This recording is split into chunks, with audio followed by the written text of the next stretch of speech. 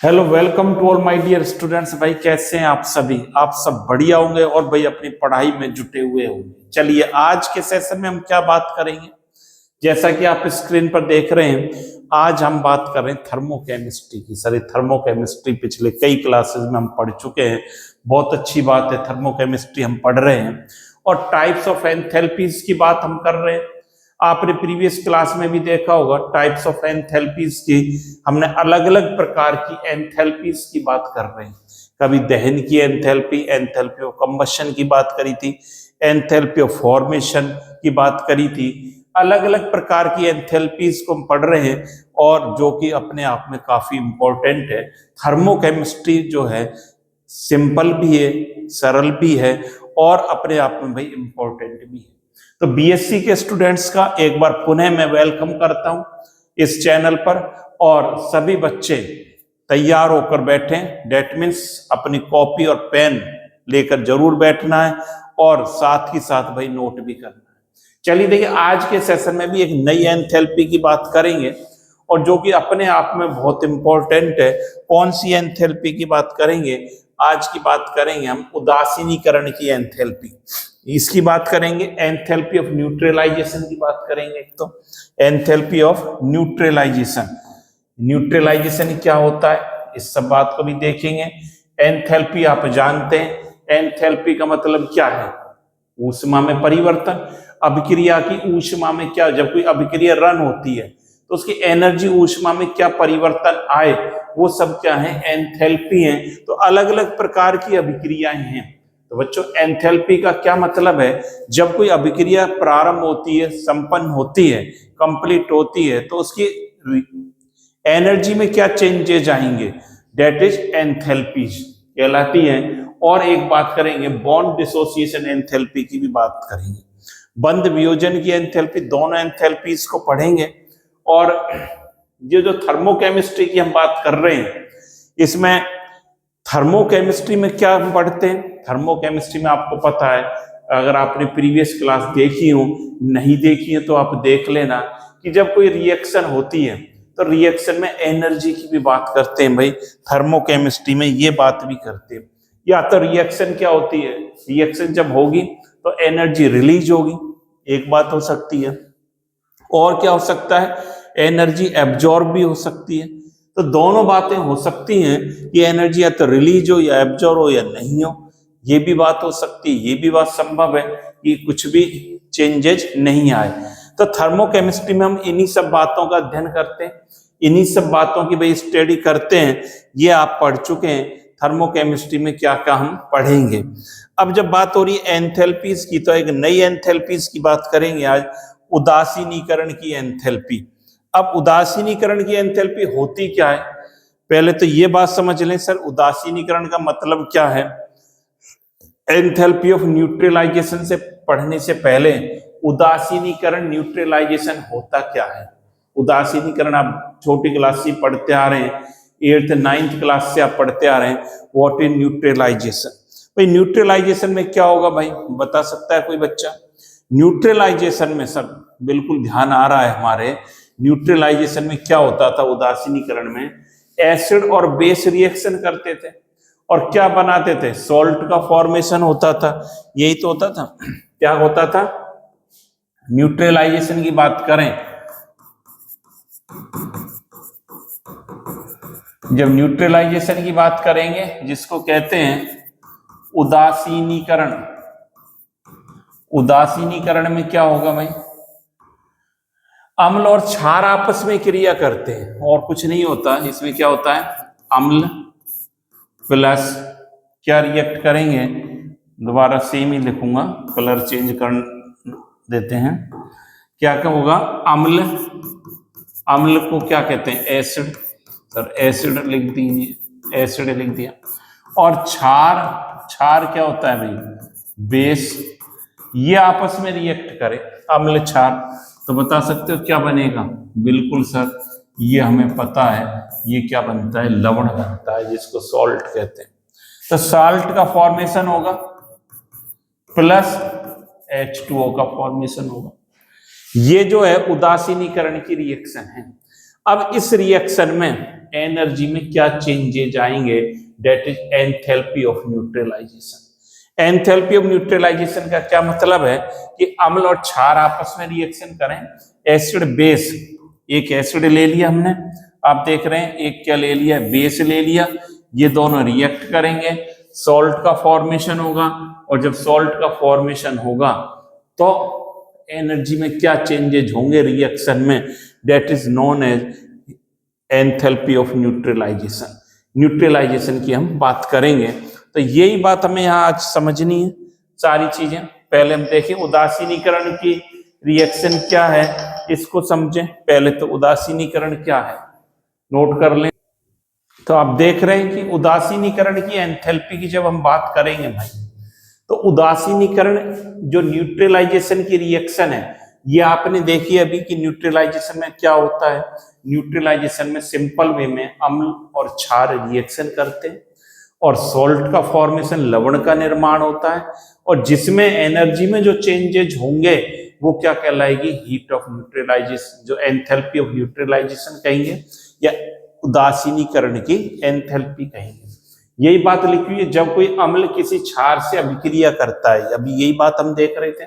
तो नमक, नमक लिख दिया है, लवण लिख दें, यहाँ क्या लिख दें, लवण। तो लवण और जल बनते हैं, लवण और जल बनते हैं। इस प्रक्रिया को उदासीनीकरण कहते हैं। इस प्रक्रिया को भाई क्या कहते हैं, उदासीनीकरण कहते हैं।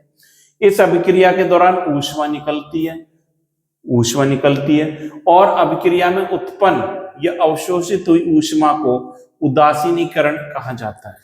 तो क्या होगा कि अम्ल क्षार रिएक्ट करेंगे तो ऊष्मा निकलेगी, यही बात हो रही है कि लवण बनेगा, जल बनेगा, और उस उदासीनीकरण कहते हैं। ऊष्मा निकलती है, उत्पन्न अवशोषित या ऊष्मा जो है वो क्या कहलाएगी, उत्पन्न या अवशोषित हुई ऊष्मा को क्या कहेंगे, एंथैल्पी ऑफ न्यूट्रलाइजेशन कहा जाता है। ये डेफिनेशन आपने नोट कर ली होगी।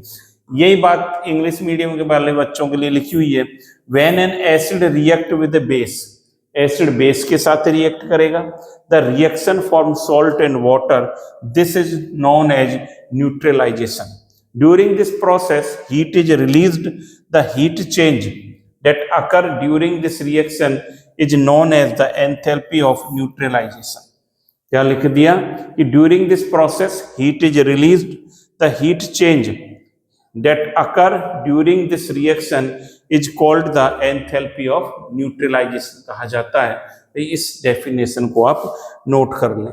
अब देखिए आगे क्या बात हो रही है, आगे हम क्या बात करेंगे, और देखिए, और इसको हम क्या किस प्रकार से बोल सकते हैं, कैसे कह सकते हैं कि 1 ग्राम तुल्यांक अम्ल तथा 1 ग्राम तुल्यांक क्षार के तनु विलयनों की पूर्ण उदासीनीकरण अभिक्रिया में 1 ग्राम तुल्यांक क्या लिया, अम्ल ले लिया। अभी बात करेंगे सर 1 ग्राम तुल्यांक क्या होता है, इसका ये सर हमारे ऊपर से जा रही है, मुझे पता है ऊपर से जा रही है आपके। 1 ग्राम तुल्यांक अम्ल और 1 ग्राम तुल्यांक क्षार के तनु विलयन की पूर्ण उदासीनीकरण अभिक्रिया में जो ऊष्मा परिवर्तन होता है उससे उदासीनीकरण एंथैल्पी कहते हैं। क्या है उदासीनीकरण एंथैल्पी, क्या है, डेल्टा एच, डेल्टा चेंज को दिखाता है, एच एंथैल्पी को, और न्यूट्रलाइजेशन, न्यूट्रलाइजेशन ऐसे लिख दिया, ये हीट ऑफ न्यूट्रलाइजेशन हो गई, enthalpy of neutralization. The heat change that occurs when 1 gram equivalent of an acid completely react with 1 gram equivalent of base in dilute solution is known as heat of neutralization। ये definition अपने काम की है और important भी है। ये definition आपको नोट करनी है कि 1 ग्राम तुल्यांक अम्ल क्षार के साथ रिएक्ट करेगा तो क्या बनाएगा, सॉल्ट बनाएगा, और इसमें जो एनर्जी चेंज होगा वो क्या कहलाएगा, एंथैल्पी ऑफ न्यूट्रलाइजेशन कहलाता है। अब देखिए इसमें समझ लें इसको भाई कि 1 ग्राम क्या मतलब है, फिर बात करेंगे। यहां पर देखो ये लिखा है सर कि 1 ग्राम तुल्यांक अम्ल और 1 ग्राम तुल्यांक क्षार, इसका क्या मतलब है, यहां देखिए ये हमने लिया एसिड बिल्कुल प्लस बेस, एसिड और बेस ये कितना लिया है 1 ग्राम इक्विवेलेंट, ये भी 1 ग्राम इक्विवेलेंट, या हम कह दें हिंदी में 1 ग्राम तुल्यांक, ऐसे बोल दूं, और इसको भी 1 ग्राम तुल्यांक, ये आपस में रिएक्ट करेंगे तो ये क्या बना देंगे, 1 ग्राम तुल्यांक और 1 ग्राम तुल्यांक आपस में मिलकर क्या बनाएंगे, ये सर लवण बनाएंगे, प्लस क्या बनाएंगे, H2O। ये क्या बनाएंगे, लवण बनाएंगे और H2O बनाएंगे। इस रिएक्शन में लवण को अब सॉल्ट भी लिख दें। एनर्जी इस रिएक्शन में जो चेंजेज आएंगे डेल्टा RH, इसका क्या मतलब है, एंथैल्पी चेंज इन रिएक्शन, वो क्या कहलाएगी, एंथैल्पी, क्या कहलाएगी, ये जो कहलाएगी हमारे एंथैल्पी, क्या कहलाएगी, चेंज इन न्यूट्रलाइजेशन, ये कहलाएगी, ये उदासीनीकरण की एंथैल्पी आपकी कहलाएगी, यही तो कहलाएगी। इसको ऐसे भी लिख सकते हो, ऐसे लिखना चाहो तो इसको ऐसे भी लिख सकते हैं, enthalpy neutralization, enthalpy change neutral, ये क्या।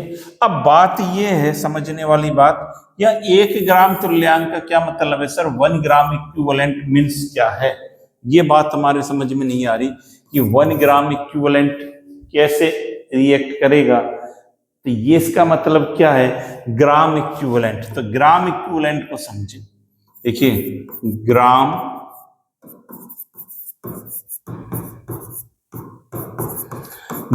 इक्विवेलेंट इज इक्वल टू क्या होता है, या जिसको हिंदी में कहेंगे ग्राम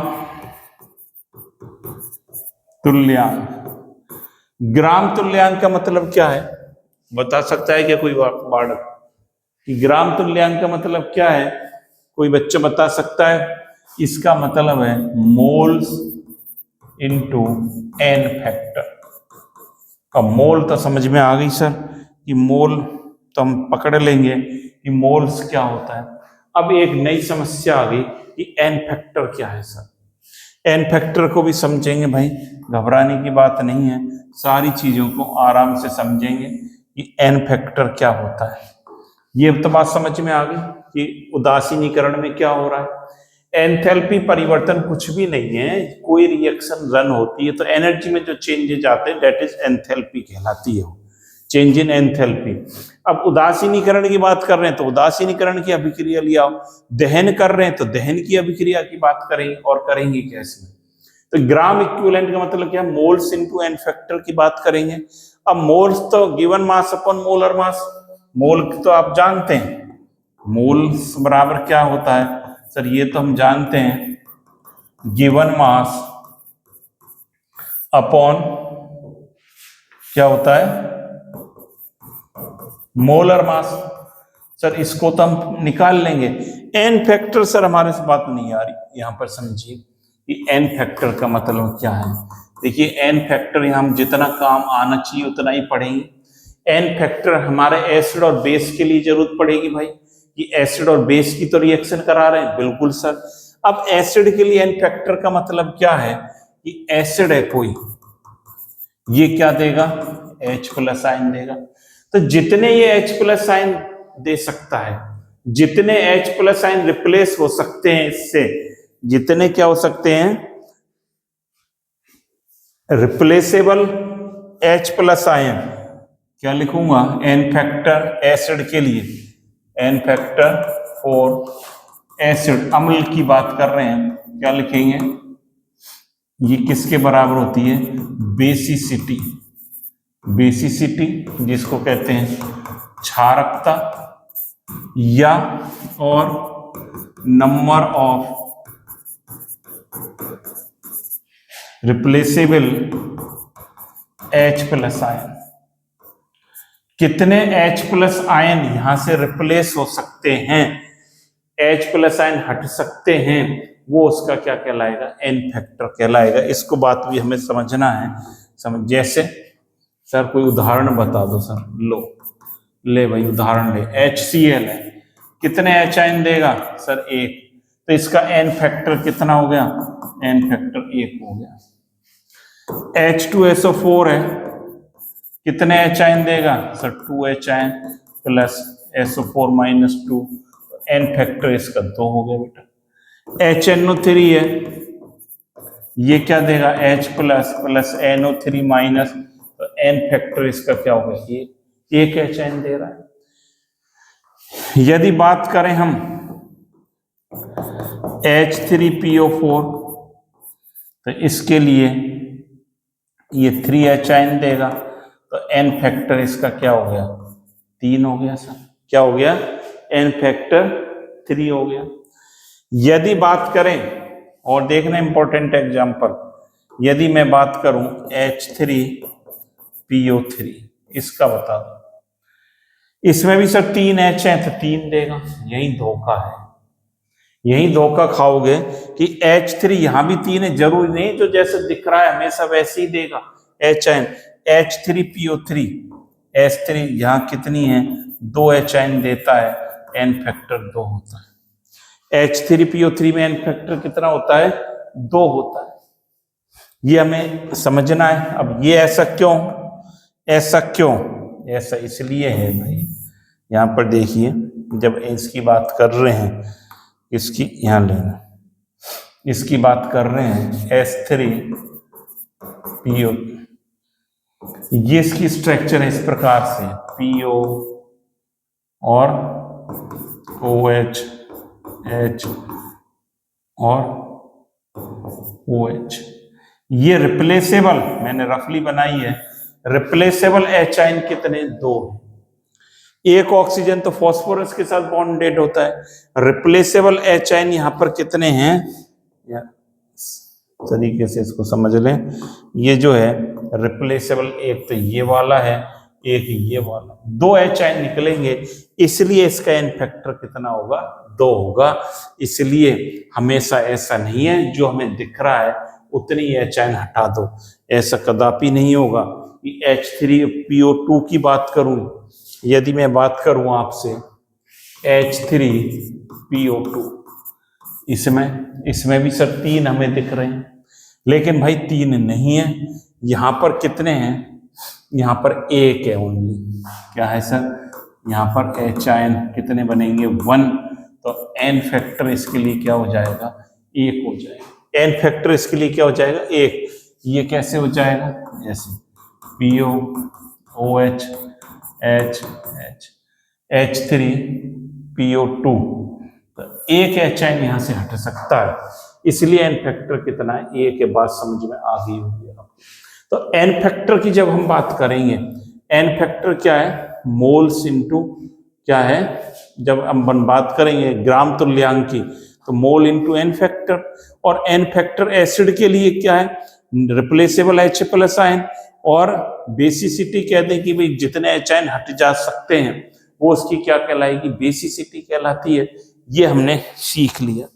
अब इसी प्रकार जब क्षार की बात करें, बेस की बात करें, सर बेस की बात बता दो, यदि क्षार हो, अब तो बात आपके समझ में आ गई होगी, क्षार के लिए एन फैक्टर क्या होगा, ये नोट कर लिया ना आपने, में नोट कर लेना, साथ ही साथ इसको भी, यहां से भी हम नोट करेंगे, इनको साथ ही साथ हम नोट करते जाएंगे।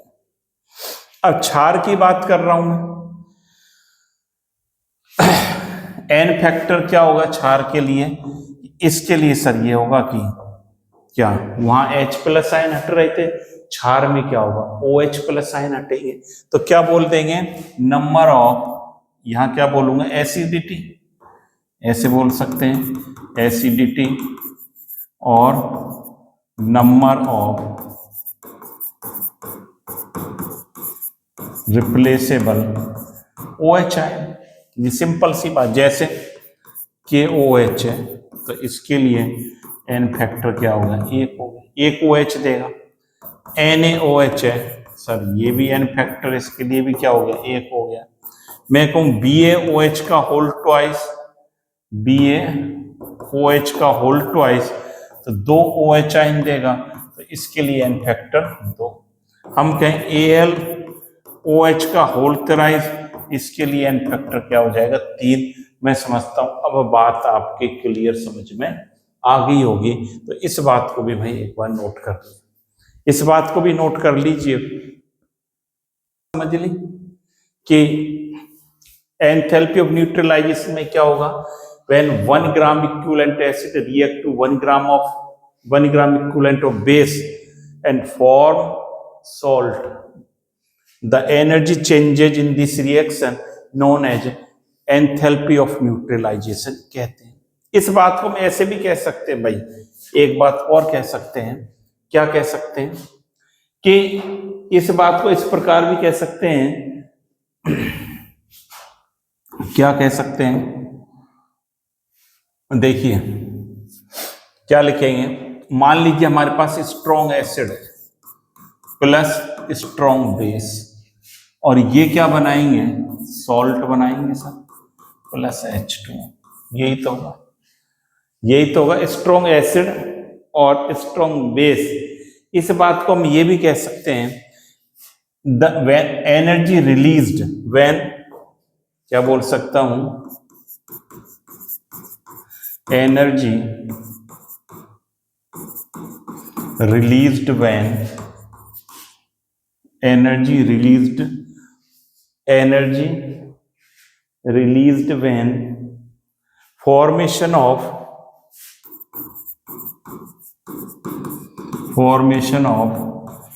1 mole of water,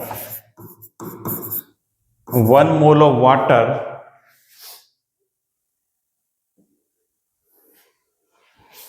when acid is neutralized by base। इसका क्या मतलब हुआ कि एनर्जी रिलीज्ड, ये हम कहें amount of energy released when formation of 1 mole of water, formation of 1 mole of water when acid is neutralised by base. Acid किससे neutralised हो, बेस से हो। मतलब ये है कि 1 मोल जल के बनने में, अम्ल क्षार से 1 मोल जल के बनने में जितनी ऊर्जा उत्सर्जित होती है, ऊर्जा में परिवर्तन होता है, वो क्या कहलाता है, हीट ऑफ न्यूट्रलाइजेशन कहलाती है। अम्ल क्षार से कैसे बनेगा सर, 1 मोल जल कैसे बनेगा, यहां पर देखिए मैंने ले लिया HCl plus NaOH is equal to क्या देगा, ये NaCl प्लस H2 देगा। कैसे देगा, यहां पर देखिए HCl स्ट्रॉन्ग एसिड है, ये स्ट्रॉन्ग बेस है, ये क्या है सॉल्ट। यहां पर देखिए मातारी से कि अम्ल के उदासीनीकरण पर, अम्ल के क्षार से उदासीनीकरण पर जब 1 मोल जल बनता है तो एनर्जी में जो परिवर्तन होता है या एनर्जी जो उत्सर्जित होती है उसको भी हम उदासीनीकरण की एंथैल्पी कहते हैं। ये बात यहाँ पर लिखी है, यहाँ पर देखिए ये आयनित होगा H plus Cl minus plus, ये आयनित होगा Na प्लस OH माइनस में होगा सर, इसमें आयनित होगा इज इक्वल टू ये Na plus Cl minus H plus, या ऐसे लिख लो हम, इसको इसी तरह रहने दो, क्या रहने दो, ये ऐसे बनेगा क्या, नहीं बिल्कुल बनेगा, इसी प्रकार से होगी। यहां पर जो रिएक्शन होगी, यहां पर देखिए ये Na प्लस से Cl माइनस से कैंसिल हो गया, H plus OH minus by H2, ये रिएक्शन होगी। यहां पर जो है एंथैल्पी ऑफ जो रिएक्शन है वो क्या कहलाएगी, एंथैल्पी ऑफ न्यूट्रलाइजेशन कहलाती है। ये जो है ये ऐसे होगी। इस प्रकार से आप इसको भी नोट कर सकते हैं कि यहां भी इसको आप नोट कर लें।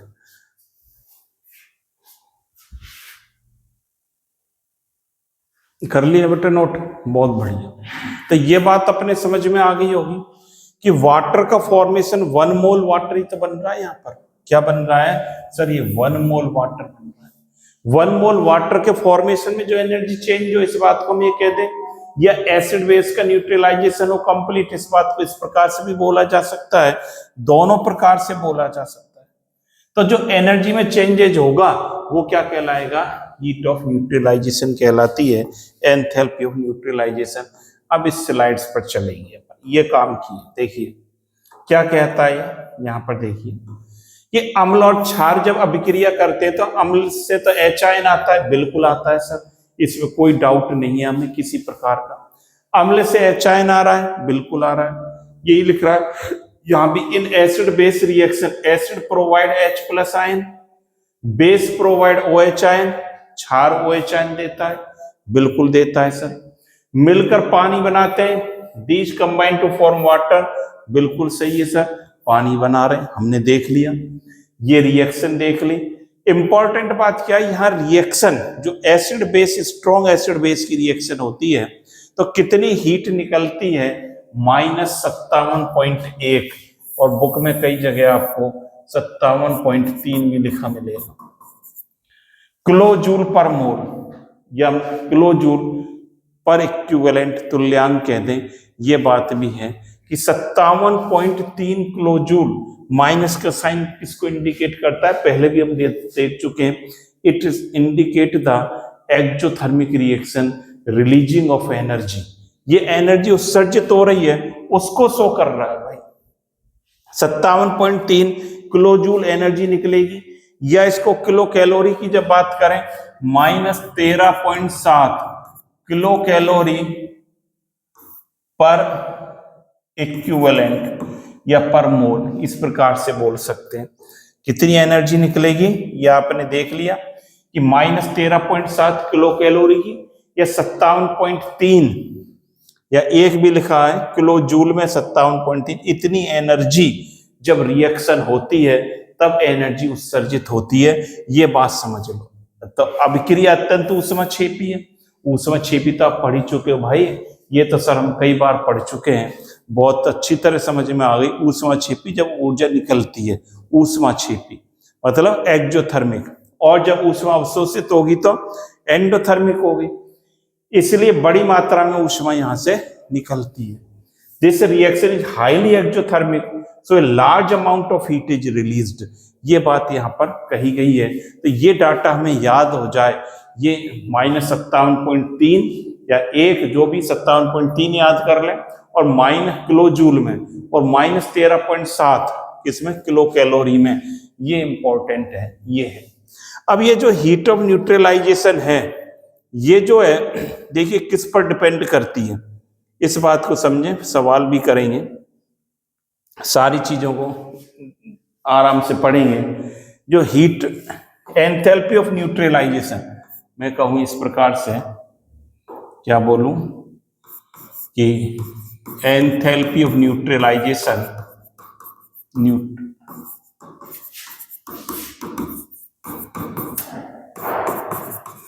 डिपेंड्स ऑन, किस पर डिपेंड करती है, कंसंट्रेशन ऑफ एसिड बेस पर डिपेंड करती है। इसका जो मेन फैक्टर है, that is concentration of acid and base. मतलब क्या है इसका, कि उदासीनीकरण की जो ऊष्मा है इसका मान किस पर निर्भर करता है, उदासीनीकरण की ऊष्मा किस पर डिपेंड करती है, कंसंट्रेशन ऑफ एसिड बेस पर करती है। ये कैसे करती है इसको समझना जरूरी है सर, ये हमें समझा दो। देखिए 3 बातें हैं यहाँ पर, 3 बातों की अलग अलग चर्चा करेंगे। अम्ल क्षार की सांद्रता पर निर्भर करेगी भाई, और अम्ल क्षार भी अलग अलग प्रकार के होते हैं, आपने पढ़े कैसे, जब both acid base are strong, पहला ले रहे हैं, when both acid and base are strong. इसका क्या मतलब है, जब अम्ल और क्षार दोनों प्रबल हों, हिंदी में भी लिख लें, जब अम्ल व क्षार दोनों क्या हूं? प्रबल। प्रबल अम्ल क्षार को कराए रिएक्शन। अभी देखी थी सर प्रबल अम्ल क्षार की, तो भाई यही तो रिएक्शन थी। मैं दोबारा बता देता हूं, कहां गई, यहां देखो, अभी हमने करा था ये प्रबल अम्ल क्षार की तो अभिक्रिया है, HCl plus NaOH, strong acid strong base salt लवण बना रहे। प्रबल अम्ल क्षार की तो अभिक्रिया है, इसको वापस से लिख लेते हैं। जब अम्ल व क्षार दोनों प्रबल हों तो क्या होगा? जब दोनों प्रबल हों, यहां पर देखिए कैसे लिखेंगे, HCl प्लस सर कर दो NaOH ले लो सर, ले लिया भाई, तो ये क्या बनाएगा सर, ये NaCl प्लस H2। और एक बात हमें याद रखनी है कि प्रबल अम्ल हो चाहे प्रबल क्षार हो, प्रबल अम्ल हो चाहे प्रबल क्षार हो, और लवण पूर्णतया वियोजित होते हैं। ये बात हमें चाहे नोट कर लो, इसको यहाँ पर नोट डाल के लिख लो, याद रहेगा क्या कि प्रबल अम्ल कौमा क्षार व लवण जलीय विलयन में पूर्णतया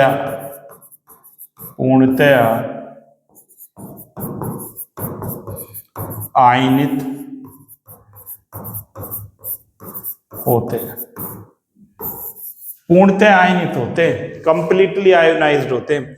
strong acid strong base and salt completely ionized in aqueous solution.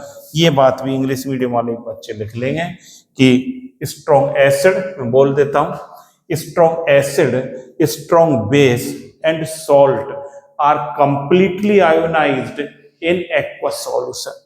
अब ये सर, ये इसका क्या मतलब है, ये समझा दो सर। ये देखो H प्लस Cl माइनस हो गया आयनित। ये क्या है हमारा, अरे भाई ये तो स्ट्रॉन्ग एसिड है, ये क्या है सर, स्ट्रॉन्ग बेस है, और दादा ये क्या है, ये सॉल्ट है। आ रही है भाई समझ में बात? ये अम्ल, ये क्षार, और ये क्या बन गया, लवण बन गया भाई, ये लवण बन गया। और ये क्या है, पूर्णतः आयनित करो सर, बिल्कुल करते भाई, पूर्णतः आयनित करेंगे। H plus Cl minus plus Na plus OH minus is equal to Na plus Cl minus plus H2। यही तो करा था भी, अरे भाई यही तो करा था। ये Cl माइनस, ये कैंसिल, Na ये बन गया H plus OH minus is equal to H2। इसका क्या मतलब है, लॉजिक क्या है, जब प्रबल अम्ल प्रबल क्षार स्ट्रॉन्ग एसिड स्ट्रॉन्ग बेस जब रिएक्ट करते हैं तो एनर्जी कितनी रिलीज होगी भाई, -57.3 किलो जूल पर मोल, या -13.7 किलो कैलोरी पर ग्राम इक्विवेलेंट पर मोल होगी। इसका मतलब ये है, इसलिए समझाया है आपको कि यहां पर जो डेल्टा न्यूट्रलाइजेशन H कितनी होती है, -57.3 किलो जूल पर मोल। ये इंपॉर्टेंट बात है भाई, नोट करनी पड़ेगी ये। और क्या बोलूंगा, -13.7 किलो कैलोरी पर इक्विवेलेंट, ये अपने को नोट करनी पड़ेगी। दिख रहा है ना, सारा कवर तो हो रहा है ना, ये बोर्ड पर सारा बिल्कुल हो रहा है सर, सारी चीज आ रही है बिल्कुल क्लियर, सारी चीज बिल्कुल क्लियर आ रही है। तो ये जो एनर्जी है जब कब निकलेगी, कब रिलीज होगी, स्ट्रॉन्ग एसिड बेस होगा तब रिलीज होगी।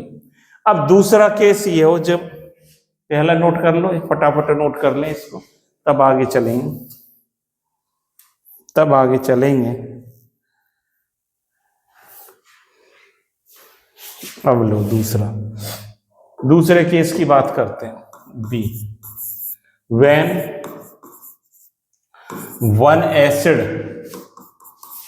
एसिड और बेस इज वीक, एक वीक है, दुर्बल है, क्या लिखें, जब एक जब एक अम्ल या क्षार क्या हो, दुर्बल हो, वीक, एक दुर्बल आ जाए और एक प्रबल हो, तो बताओ क्या होगा। तो ये एनर्जी जो 57.3 निकल रही है ना, इस पर क्या इम्पैक्ट आएगा, ये बात समझनी है हमें। देखिए एक अम्ल प्रबल एक दुर्बल हो जाए, तो यहाँ पर देखिए दुर्बल ये ले लिया, कलर चेंज कर लेते हैं इसका भी, यहाँ पर देखो भाई ये ले लिया CH3COOH प्लस NaOH। ये कौन सा एसिड है सर, ये है एसिटिक एसिड। ये एसिटिक एसिड, ये Na सोडियम हाइड्रोक्साइड है, लिखने की आवश्यकता नहीं है। क्या बनाएगा, CH3COONA, सोडियम एसिटेट देगा सर, और ये H2O देगा, ये H2O देगा। तो दुर्बल पूर्णतः वियोजित नहीं होगा। दुर्बल जो एसिड है वो क्या होता है, पूर्णतः वियोजित नहीं होता है। ये क्या है, वीक एसिड है, इसके नीचे ये लिख देते हैं वीक एसिड, ये स्ट्रॉन्ग बेस, और ये आपका क्या बन गया, सॉल्ट बन। यहां पर क्या देगा, ये CH3COO माइनस H प्लस दे देगा। ये क्या दे देगा, Na प्लस और OH माइनस, ऐसे देगा। सॉल्ट का तो आपको पता है डिसोसिएशन होता ही है, सॉल्ट का डिसोसिएशन होता है। ये यहाँ पर ये बनेगा। यहाँ पर ये देखना है कि जब प्रबल अम्ल प्रबल क्षार होता है तब एनर्जी कितनी रिलीज होती है, 57.3 होती है। यहाँ बताओ जब एक दुर्बल आ गया तो एनर्जी पर क्या प्रभाव पड़ेगा, एनर्जी पर प्रभाव क्या पड़ेगा भाई, कोई बता सकता है कि बच्चा, कि एनर्जी जो है हमारी हीट ऑफ न्यूट्रलाइजेशन एंथैल्पी, वो क्या होगी, ये क्या हो जाएगी, लेस देन -13.7 किलो कैलोरी पर इक्विवेलेंट, और माइनस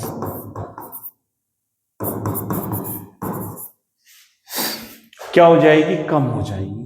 ये बात हमें इंपॉर्टेंट बात ये है कि जैसे ही हम क्या लेंगे, जैसे ही हम एक वीक करेंगे तो ये एनर्जी हमारी कम हो जाएगी 13.7 से। क्यों हो जाएगी, क्यों हो जाएगी भाई, क्यों हो जाएगी, क्योंकि जो दुर्बल एसिड है वो आयनित नहीं होता, उसको आयनन करवाना है। तो आयनन वीक है, कमजोर है भाई वो, तो उसको एनर्जी देने के लिए कहां से ऊर्जा मिलेगी, 57.3 में से ही मिलेगी। वो एनर्जी कहां से लेगा, 57.3 में से लेगा। हमारे पास टोटल एनर्जी मान लीजिए 57.3 है, एक दुर्बल है, तो उसको एनर्जी कहां से देंगे, उसी 57.3 में से देंगे। तो एनर्जी हमारी, कुछ एनर्जी इसको आयोनाइज कराने में खर्च हो जाती है, इसलिए एनर्जी क्या हो जाती है, कम हो जाती है। ये बात अपने को समझनी है और ये इंपॉर्टेंट बात है, इसको भी नोट कर ले। एक केस और लेंगे अभी, जब क्या हो, दोनों क्या कर देंगे, दोनों दुर्बल कर दो सर। जब क्या करेंगे, दोनों दुर्बल कर देंगे। अब देखिए सी केस ले लो, सी केस क्या है, when both acid and base are weak, दोनों वीक हों तो एनर्जी पर क्या इंपैक्ट आएगा। वीक का एग्जांपल लेना, जैसे भी लिया था, जब देखो, जब दोनों अम्ल व क्षार क्या हो हमारे भाई, दुर्बल हो। ये दोनों दुर्बल हो जाए तो क्या होगा, देखो यहां पर दोनों को दुर्बल कर देता हूं, CH3COOH और ये NH4OH ले लिया, क्या बना देगा, CH3COO NH4 ये देगा, प्लस H2O देगा, ये देगा सर। ये क्या है भाई, ये सर वीक एसिड है, ये क्या है, वीक बेस है सर, और ये क्या है, सॉल्ट। या ये भी वीक है, ये भी इस तरह से ब्रेक होना चाहता है, लेकिन हो नहीं पाता, बेचारा कमजोर है, कमजोर पड़ा हुआ है, कमजोर है, और कमजोर आदमी बेचारा क्या करे, वो तो भाई कुछ नहीं कर सकता, कमजोर तो NH4OH और OH। अब बताओ, इंपॉर्टेंट बात ये है कि यहां पर जो है एनर्जी जो कितनी होगी, यहां पर जो है मैं लिखना चाहता हूं डेल्टा न्यूट्रलाइजेशन एंथैल्पी क्या होगी सर, वहां लेस देन किससे होगी, -13.7 किलो कैलोरी पर मोल और -57.3 और किलो जूल पर मोल, इससे कम होगी, इससे कम होगी, ये होगी, क्योंकि यहां और ज्यादा अपने को डाउन हो जाएगी। यही तो बात होगी।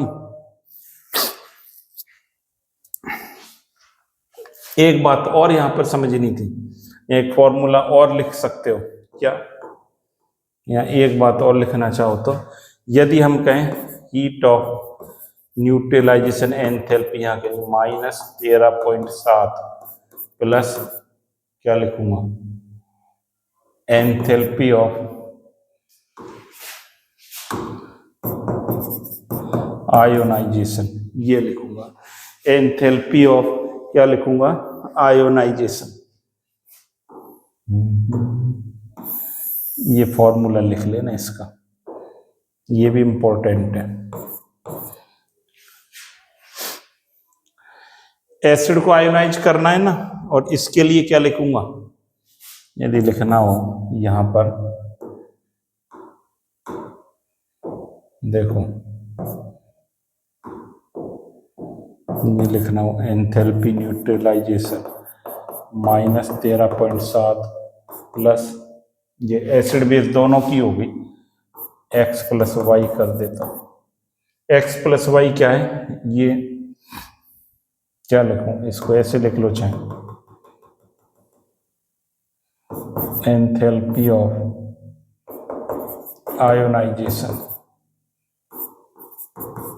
एसिड प्लस बेस, ऐसे लिख सकते हैं, और इसको -13.7 प्लस x + y ऐसे भी लिख सकते हैं, इस प्रकार से भी इसको हम लिख सकते हैं।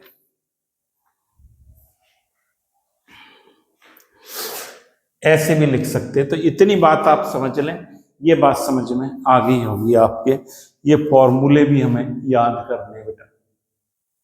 चलो बहुत बढ़िया, ये नोट कर लिया आपने। अब अगली बात करते हैं।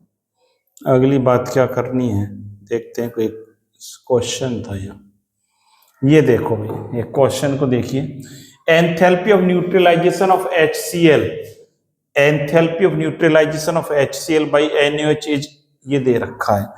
अब देखो ये क्या दे रखा है, ये हमें वैल्यू दे रखी है कि HCl का NaOH के उदासीनीकरण के साथ, ये वैल्यू हमें दे रखी है, एंड बाय NH4OH ये दे रखी है। Find the enthalpy of ionization of NH4OH निकालनी है।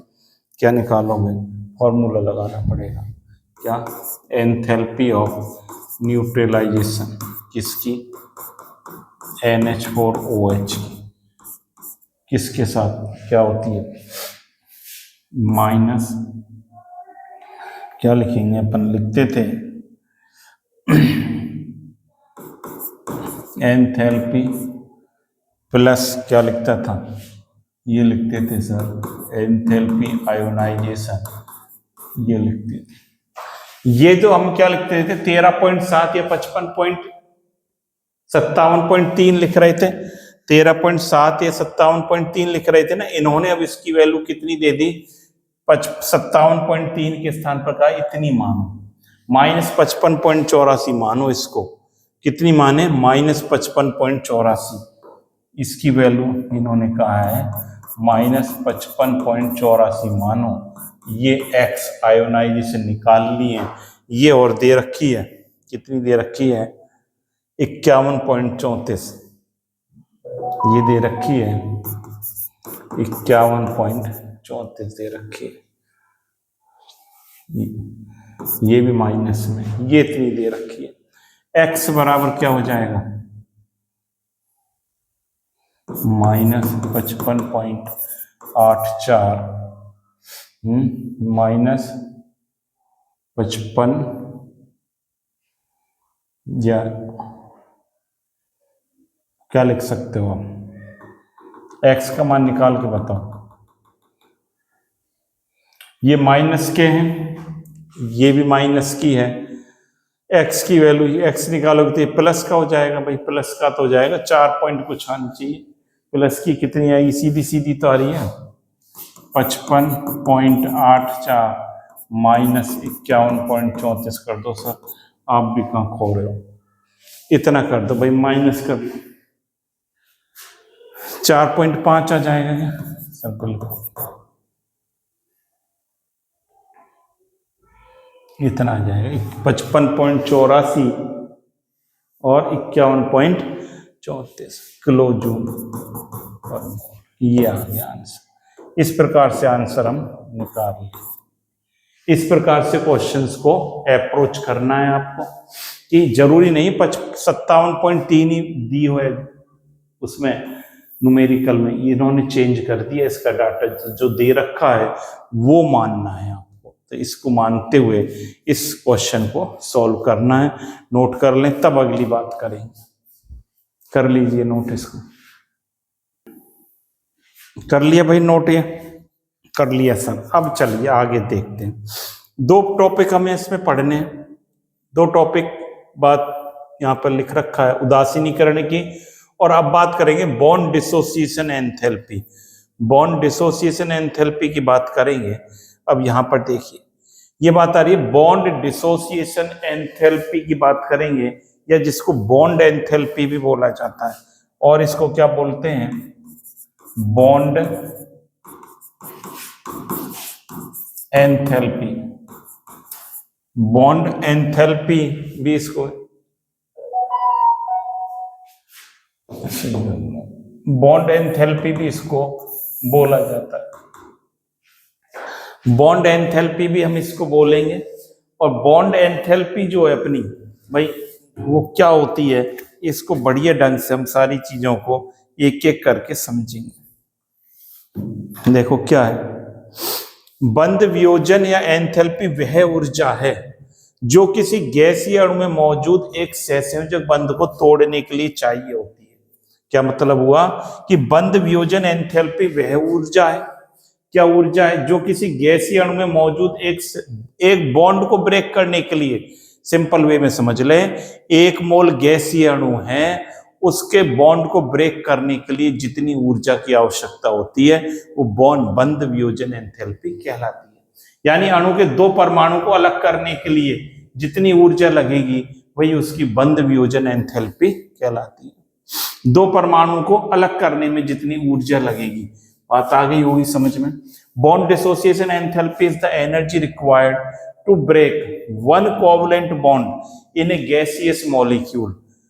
In simple word, it is the energy needed to separate 2 atoms that are bonded together. जो आपस में जुड़े हुए हैं उनको अलग करने के लिए। यहां पर देखिए, रासायनिक अभिक्रियाओं में पुराने बंध टूटते हैं, नए बंध बनते हैं। इंपॉर्टेंट बात है, ये भी समझें, फिर अपन समझेंगे। नए बंध बनते हैं, बंध तोड़ने में ऊष्मा अवशोषित होती है, इस बात को नोट करेंगे। बंध जब ब्रेक होता है तो ऊष्मा अवशोषित होती है, और बंध बनने में ऊष्मा मुक्त होती है। बंध बनेगा तो ऊष्मा मुक्त होगी, टूटेगा, तोड़ेंगे तो एनर्जी क्या होगी, देनी पड़ेगी। 1 मोल पदार्थ के, ये इंपॉर्टेंट है, 1 मोल पदार्थ के अणुओं में किसी विशेष बंध को तोड़ने के लिए आवश्यक न्यूनतम ऊर्जा को उस बंध की बंध ऊर्जा या बंध एंथैल्पी कहते हैं। In chemical reaction, bond between atoms break and new bond forms. Breaking bonds require energy, that is endothermic process. कैसा है, एंडोथर्मिक है। बॉन्ड ब्रेकिंग एंडोथर्मिक प्रोसेस है, और फॉर्मेशन ऑफ बॉन्ड ये क्या है, एक्सोथर्मिक प्रोसेस है। भाई ये बात समझनी पड़ेगी।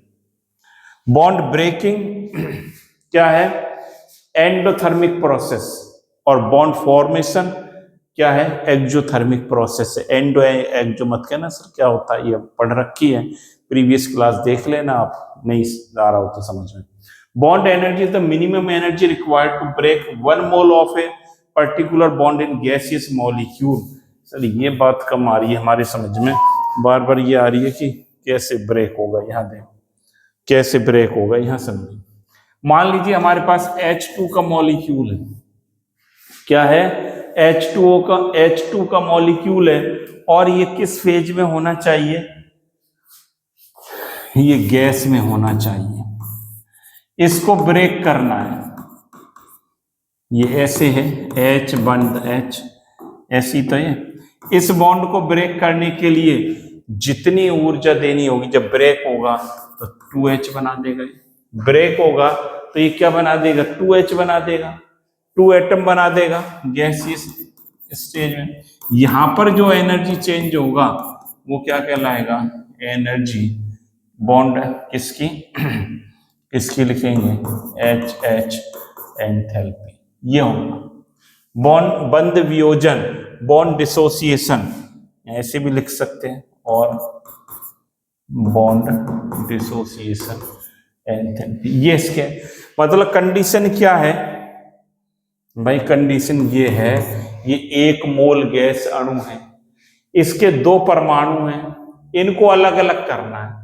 अलग अलग करने के लिए जितनी ऊर्जा आप दोगे वो आपकी क्या कहलाएगी, बॉन्ड एंथैल्पी कहलाएगी। और देखो एग्जांपल, जैसे मेरे पास O2 का मॉलिक्यूल है गैसियस स्टेज में, इसको ब्रेक करता हूं तो O डबल बॉन्ड O है, इसको ब्रेक करेंगे तो ये क्या बनेगा, 2O गैसियस, डेल्टा RH बराबर क्या होगा, डेल्टा OO एंथैल्पी। ऐसे ही तो बोलोगे, बिल्कुल सर, अब बात समझ में आ गई।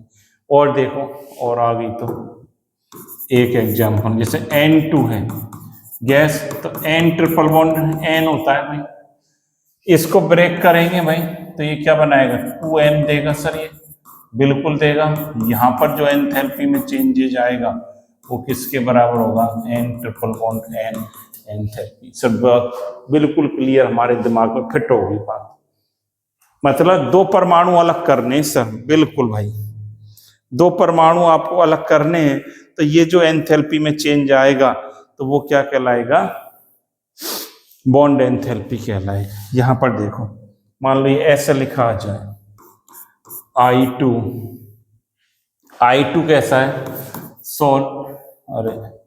सॉलिड है, और I2 जो सॉलिड है ये 2I गैस में चेंज करना है, 2I गैस में चेंज करना है।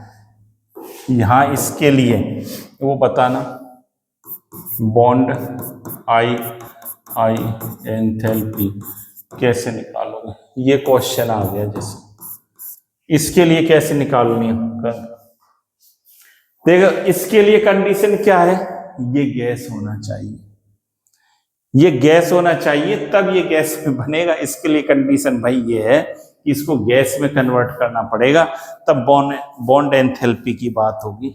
इसको हमें किस में कन्वर्ट करना पड़ेगा, गैस में। तो कैसे करेंगे सर, ये ऐसे था, देखिए कैसे लिखोगे, I2 सॉलिड, ये हो रहा है 2I गैस, 2I गैस, ये जो है I एंथैल्पी है, तो इसको आपको कन्वर्ट करना पड़ेगा। पहले I2 क्या करना पड़ेगा, गैस में, ये कैसे होगा, सब्लिमेशन से होगा, एंथैल्पी ऑफ सब्लिमेशन, सब्लिमेशन ऊर्ध्वपातन, सॉलिड से गैस में जाएगा ऊर्ध्वपातन। अब क्या होगा, ये इसमें जाएगा, अब ये क्या कहलाएगा, तब ये कहलाएगा, तब यही तो होगा डिसोसिएशन, तभी तो इसका क्या होगा, डिसोसिएशन होगा।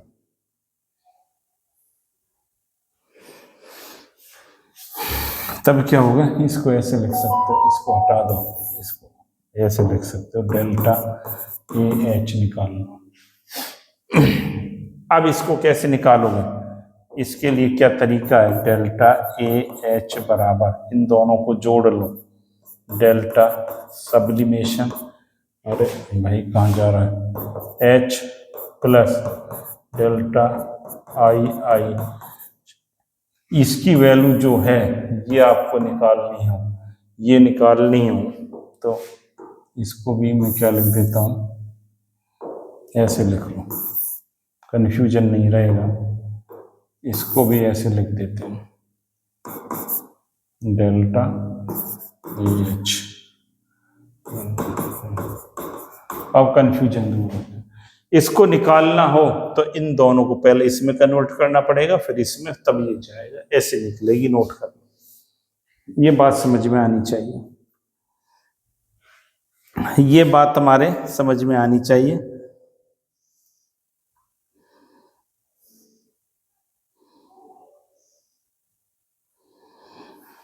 ये तो क्या था, कैसे अणु थे हमारे सारे? सर एक चीज यहां पर हमारे देखी थी, यहां पर सारे क्या है, डाई एटॉमिक मॉलिक्यूल है। एक बात दिमाग में आती है, सर ये पॉली एटॉमिक हो, बहुत सारे परमाणु हो, तो कैसे करेंगे? उसका भी समाधान है। उसका क्या समाधान है? उसका समाधान भी देखिए। यदि पॉली एटॉमिक हो, क्या लिख दूं? फोर पॉली एटॉमिक मॉलिक्यूल, बहुपरमाणु, अरे रुक जा भाई,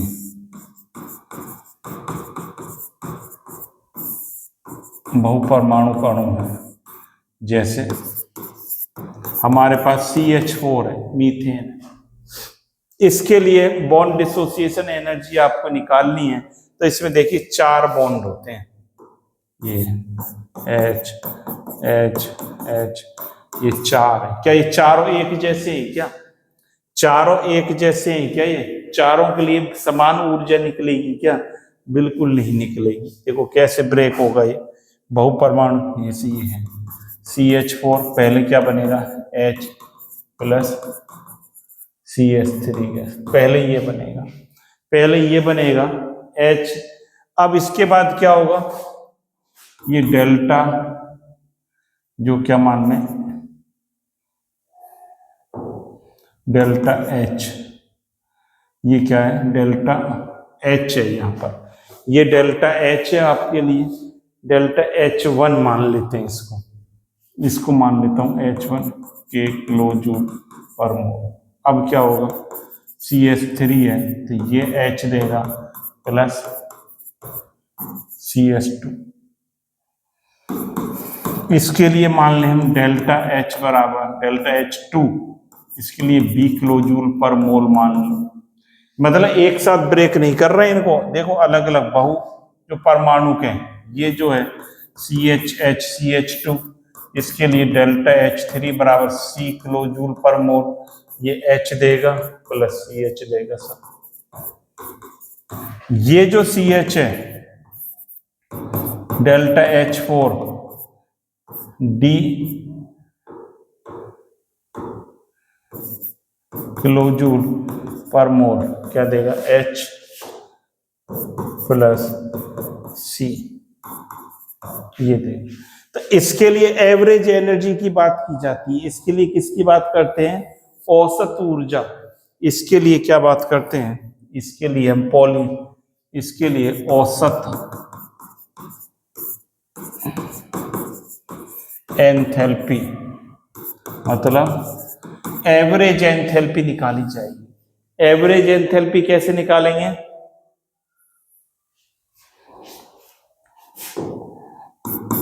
एवरेज एंथैल्पी बराबर, भाई बताओ, अब आपके पास ये 4 बॉन्ड ब्रेक हो रहे हैं, तो चारों के लिए जितनी ऊर्जा की जरूरत है बटे टोटल बॉन्ड, बटे क्या कर देंगे? Total bond broken. Total energy required क्या लिखूंगा? टोटल एनर्जी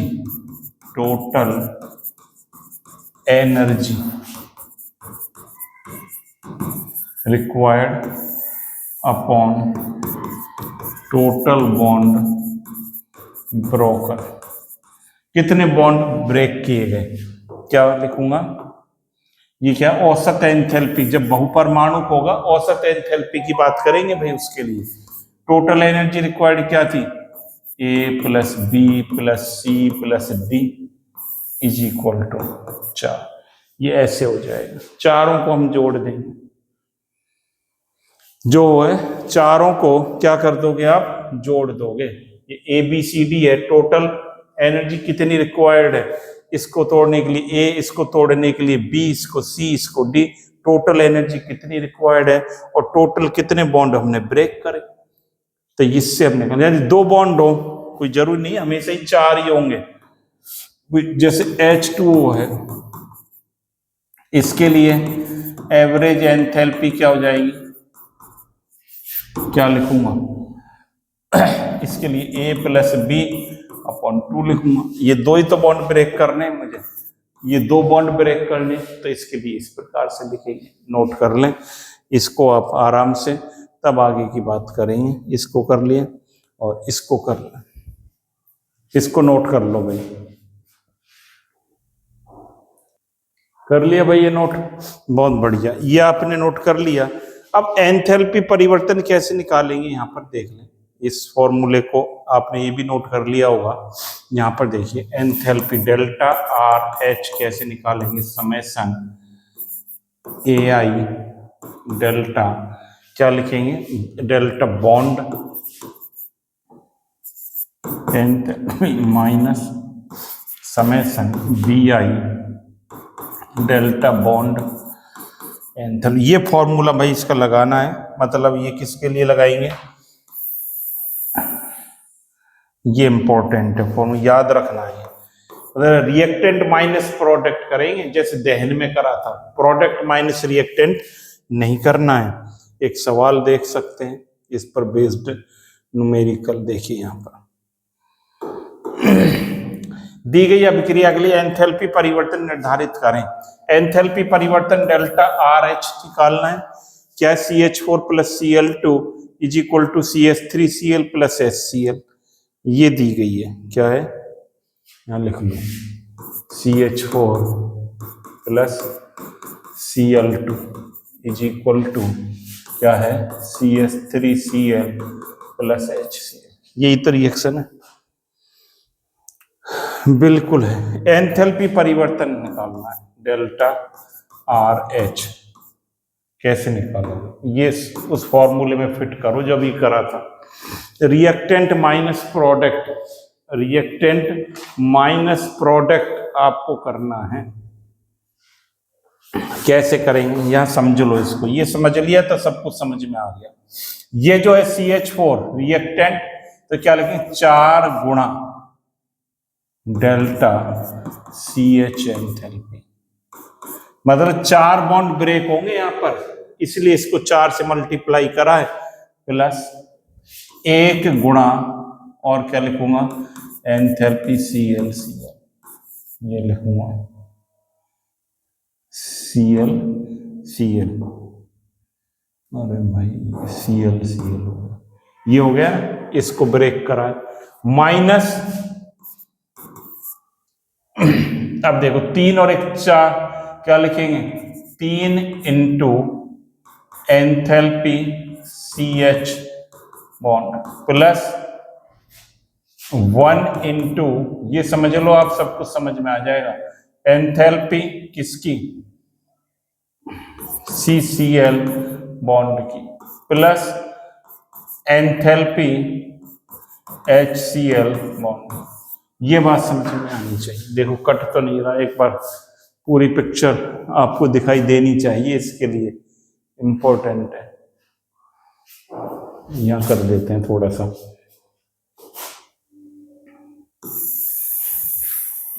पूरे को ले लेता हूं,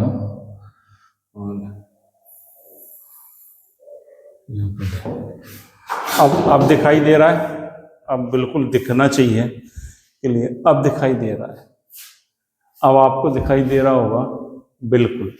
यहां पर देखो भाई, इसका क्या मतलब है, यहां पर इसको समझना बहुत जरूरी है, काफी। 4 इस बॉन्ड को ब्रेक करे तो 4 से, या 1 बॉन्ड करा 1 से माइनस, या 3 तो CH बॉन्ड है, तो 3 इंटू डेल्टा CH एंथैल्पी, 1 क्या है H, 1 CCl भी है, तो CCl बॉन्ड कर दिया, ये है ना CH3Cl, C है, ऐसे है भाई, ये एच एच, Cl लगा दो, एच एच एच, तो 3 तो ये और 1 ये, प्लस HCl का 1 बॉन्ड। अब सबकी वैल्यू को पुटअप कर दें, हटा रहा हूं इसको यहां से। अब तो कोई दिक्कत है नहीं, क्या लिखूंगा, डेल्टा RH बराबर 4 गुना कार्बन हाइड्रोजन एंथैल्पी कितनी है 412 प्लस 1 गुना CCl बॉन्ड एंथैल्पी, CCl है सर Cl 242 माइनस 3 गुना कार्बन हाइड्रोजन कितनी दे रखी है सवाल में, कार्बन CCl चाहिए, मैं CCl चाहिए 338 प्लस ये वाली जो है कार्बन हाइड्रोजन नहीं है, ये है CCl।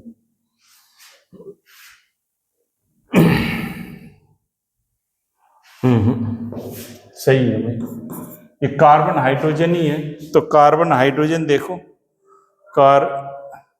कार्बन हाइड्रोजन आपको दे रखी है 412 है भाई, ये कितनी है भाई 412 प्लस CCl, सर CCl है 338, 1 गुणा 338 प्लस HCl कितनी है सर है 431, 1 गुणा 431। इसको सॉल्व करना है, ये प्लस माइनस सॉल्व कर लो भाई, इसमें तो कोई दिक्कत नहीं होनी चाहिए। इसका गुणा भाग आप कर लोगे, इसको सॉल्व कर लोगे तो आपका आंसर निकल आएगा, ये आपके लिए बढ़िया रहेगा। तो ये आपका होमवर्क मान लें भाई, इसका क्या ये होमवर्क हो गया अपना, इसका प्लस माइनस करना है, उत्तर निकल कर आ जाएगा। इस प्रकार से बंद एंथैल्पी को हमें सीखना था। आज 2 एंथैल्पी को हमने यहाँ पर सीख लिया, 2 एंथैल्पी की बात कर लिया आज हमने। कौन कौन सी, उदासीनीकरण न्यूट्रलाइजेशन की एंथैल्पी और बंद की एंथैल्पी, दोनों इंपॉर्टेंट है एग्जाम के दृष्टिकोण से। दोनों आप पढ़ें, मन लगाकर नोट्स बना लें, और कोई प्रॉब्लम हो तो कमेंट्स बॉक्स में आप लिखकर हमें बताएं, और तैयारी को लगातार जारी रखें, क्योंकि काम हमारा पढ़ने से चलेगा, बातों से नहीं चलने वाला है। इसलिए लगातार मेहनत करते रहें। नई क्लास में नए टॉपिक के साथ मिलेंगे। चलिए, जब तक के लिए thank you, have a nice day.